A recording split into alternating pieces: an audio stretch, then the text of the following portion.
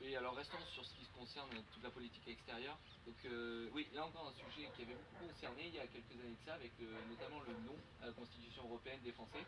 Vous étiez d'ailleurs pour le non. Donc je vais vous demander, quel camp vous avez pour l'Europe Vous n'êtes pas en très bon terme avec vos voisins, vous n'avez pas les mêmes idées sur l'Europe.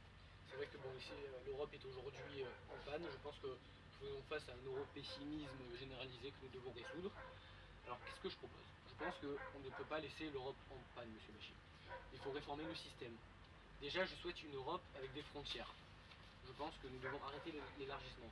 L'Europe n'a pas vocation à s'élargir à toutes les parties du monde. Notamment la Turquie.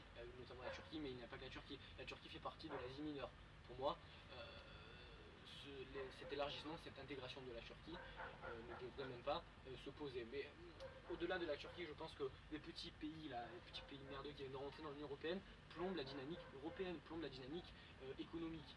C'est pour cela que je pense que nous devons établir des frontières, nous devons arrêter l'élargissement. Donc deuxième point, en ce qui concerne l'euro, monsieur Barbour, bon, je suis favorable à l'euro, mais pas pour que cet euro détruise des emplois. Donc actuellement, nous voyons que l'euro est surévalué par rapport au dollar, et ceci est inconcevable. Nous voyons que les produits européens sont 33 fois plus chers que les produits américains, et nous devons réformer ce système. Oui, mais les Américains ont baissé la valeur de leur monnaie pour prendre du pouvoir d'achat. Est-ce que c'est ce que vous voulez faire précisément? Oui, je souhaite justement réduire la valeur de la monnaie. Bon, après nous devons nous mettre d'accord, avec tous les pays européens, notamment avec Angela Merkel en Allemagne. Bon, dès que je serai président, si je le suis évidemment, je proposerai une réunion de tous les présidents pour que nous réglions. Monsieur Prodi aussi en Italie qui est favorable à cette... Nous devons régler cette situation à plusieurs. Je ne peux pas personnellement changer la donne européenne. Enfin, dernier point, je crois en l'Europe, mais pas en une Europe qui détruit des emplois. Pour moi, cela me semble normal. Nous devons lutter contre les délocalisations et je pense que nous devons taxer les pays qui n'ont pas de système social. Et donc toujours sur la scène internationale, que pensez-vous de la Chine? Bon, la Chine, je pense que on est tous d'accord sur ce point, c'est un géant économique. Son poids est considérable, ce qu'elle a fait sur les 50 dernières années est exceptionnel. Sur le taux de croissance le plus... Bien sûr, en 2006, son taux de croissance était de 10%, ce qui est énorme. C'est le premier pays... Bien sûr, c'est énorme. C'est énorme. Bon, on a vu que bon, les Chinois ne sont pas très beaux, ils ont un faciès assez plat, donc c'est pas... Ils sont plutôt jaunes. Voilà, mais ce n'est pas le problème. Non. Je pense que pour la France, qui est quand même la patrie des droits de l'homme, nous avons le devoir, non pas le droit, le devoir, de poser des questions sur la démocratie, sur les prisonniers politiques. Je pense que la France doit défendre des valeurs. Aujourd'hui, la Chine est un pays à deux visages. Bon, son système économique se rapproche du libéralisme, et c'est un pays politique encore dominé par le communisme. Et je pense qu'il est le devoir de la France de défendre les valeurs que sont les droits de l'homme. Et je pense que la France est le premier pays qui en a le plus fait pour ces droits de l'homme. Alors, restons sur les relations internationales. Donc, et notamment sur les États-Unis, parce que les Français vous reprochent d'être trop près de George Bush, trop près des États-Unis, et finalement ils ont peur un peu que nous soyons, si vous devenez président, la botte des États-Unis. Que pensez-vous de... Alors sachez tout d'abord que je ne suis pas atlantiste, et puis je vais revenir après sur la question des États-Unis. Sachez que bon, les relations internationales partent de la diplomatie.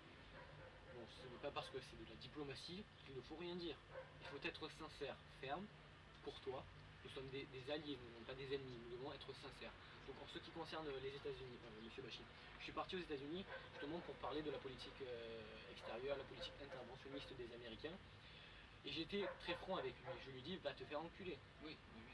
Pour moi c'est très clair, je veux dire, j'expose mon point de vue. Bon, j'ai été franc, je pense avoir été courtois, poli. Notamment, vous n'étiez pas d'accord pour la guerre en Irak. Je ne suis pas d'accord avec la guerre en Irak. Bon, cette loi, ce décret a été appliqué par M. Chirac. Je pense qu'il a pris la bonne décision. Nous en avons parlé justement avec M. Bush de cette politique interventionniste. Je pense que la guerre en Irak est un moyen pour les États-Unis de dominer le monde, et cette domination m'inquiète dans le sens où elle paraît assez vulgaire. Nous venons d'ailleurs apprendre dans l'actualité que George Bush a décidé de retirer les troupes en Irak à partir de 2008. 2008, oui. Cette loi a été votée par le Congrès. Il me semble que George Bush a été assez réticent. Le Congrès est à majorité démocrate. Voilà. Donc je pense que le Congrès a voté la bonne loi. Évidemment, les troupes britanniques devront se retirer également. Je pense que nous avons pris la bonne décision et bon, elle elle paraît un peu tardive, mais c'est bien que les Américains l'aient prise. D'accord, donc pour revenir en France, une question qui ces jours-ci, par rapport à Ségolène Royal, qui veut s'allier avec François Bayrou, votre point de vue par rapport à ça justement? Écoutez, je ne mènerai pas de politique de ratissage. Je ne souhaite pas un débat avec M. Bayrou. On prend l'exemple d'une Coupe du Monde. La finale, c'est entre le premier et le deuxième. Ce n'est pas entre le troisième et le quatrième, ou le premier avec le quatrième. Je pense que la finale doit se jouer entre Madame Ségolène et moi, Madame Royal, pardon, et moi. Monsieur Bayrou, même si évidemment il a fait un très bon score, ne doit pas participer à ce débat. Cela me semble normal. Dans les jours qui suivent, je vais partir en campagne et je pense que le débat doit être porté vers les Français. C'est par ces débats que je vais, je pense, ratisser le plus de voix. Et c'est ça le plus important. Ce n'est pas parler avec un chef, un chef de parti que automatiquement je vais gagner des voix. Oui, et que pensez-vous d'ailleurs sur ce sujet, sur les critiques de M. Bayrou qui ont été faites à votre égard? Écoutez, M. Bayrou pense que je ne serai pas un bon président. M. Bayrou pense que Mme Ségolène ne sera pas un bon président. Au fond de lui, il pense qu'il ne sera lui seul que le bon président. Bon, mais écoutez, nous avons des points divergents, mais c'est un homme que je respecte. C'est un homme que j'ai appelé après le premier tour pour le féliciter de son score. Bon, il y a de la politesse entre nous, de la courtoisie, mais cela ne va pas plus loin.